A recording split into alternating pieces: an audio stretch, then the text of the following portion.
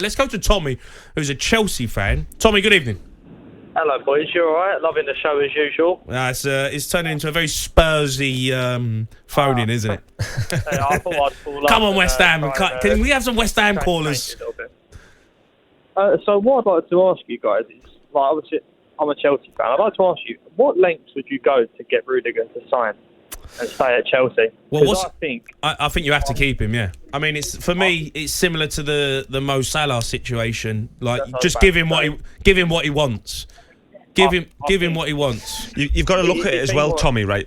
What's it going to cost to replace him? Yeah. Do you know what I mean? I don't think, no matter what you spend, it's probably a big statement.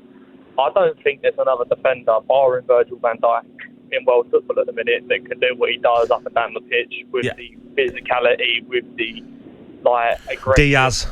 Diaz, I'd put him in the same level as Diaz, but he's definitely been outstanding this season. Tommy, I totally agree with Tommy. What I look at it and say, look, Spurs signed Davinson Sanchez for what?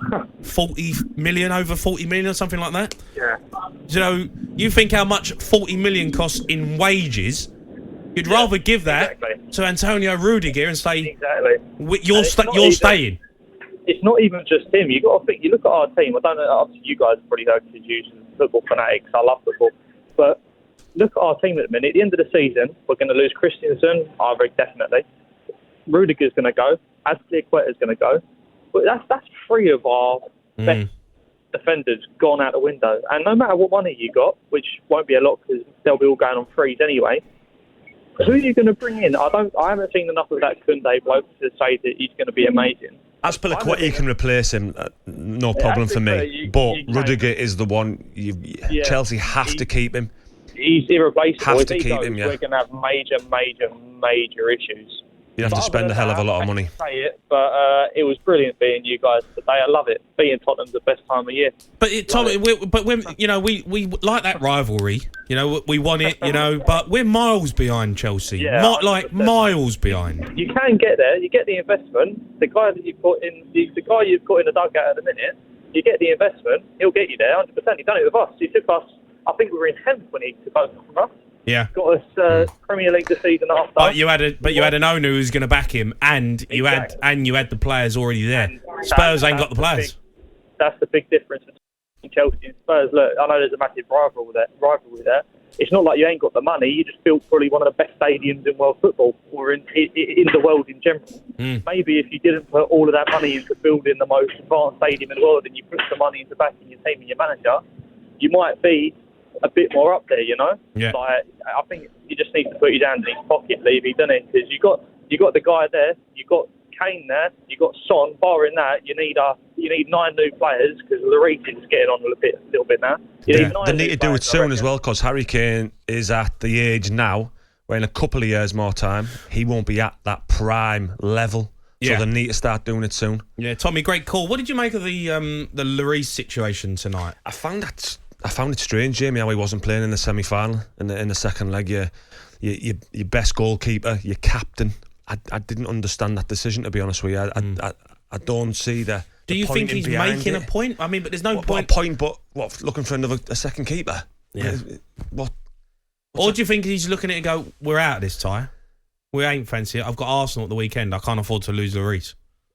Was he injured, Lloris? He was on the bench, so you might have to come on for a minute.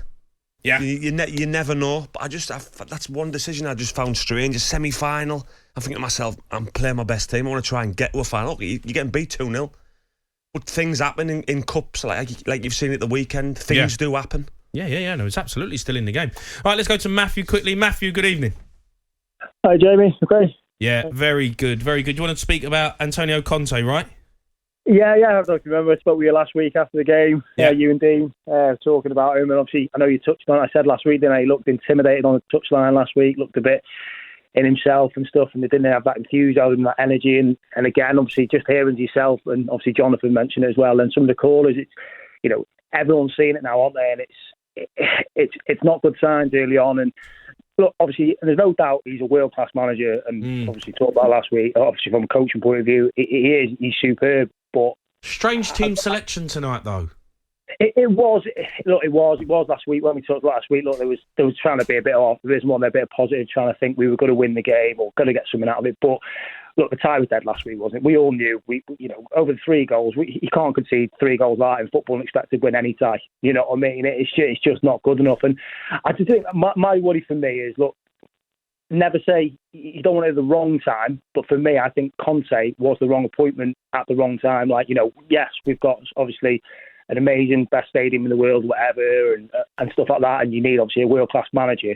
But for me, I just felt like, because look, we know, don't we, with Spurs fans, we've seen it time and time again. Mourinho was promised this, didn't come, you know what I mean, failed. Conte's probably promised. For me, I think the choice would have been Rodgers.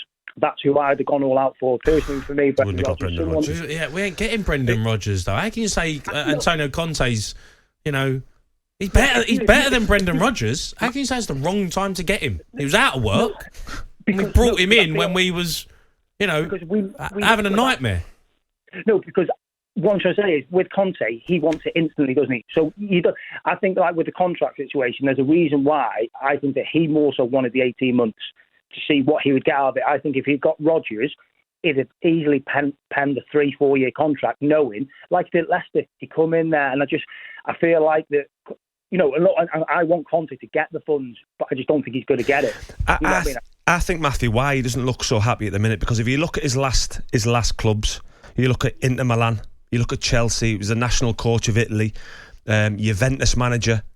He got it all his own way there. He's getting like the best players. Already where now at Tottenham, he hasn't got all these best players, and he's looking at it thinking, what do we need? What do we need to do? That's what he's looking, because before he's had all the players and all top quality players. Now at Spurs, he ain't got that. So he's on the sideline thinking, probably, what have I got myself into? Because that's how he looks sometimes, doesn't he, Jim? When you look at him, the last 2 weeks, I look at him on the side of the pitch and I'm just looking at that. He ain't enjoying this. When he first took over, he's up and down the touchline. He's shouting orders. He's really vocal. And you're like, right, this guy. And I think you got that reaction from the players. The last few games, I'm looking at him. He looks defeated. He looks defeated. It doesn't look good.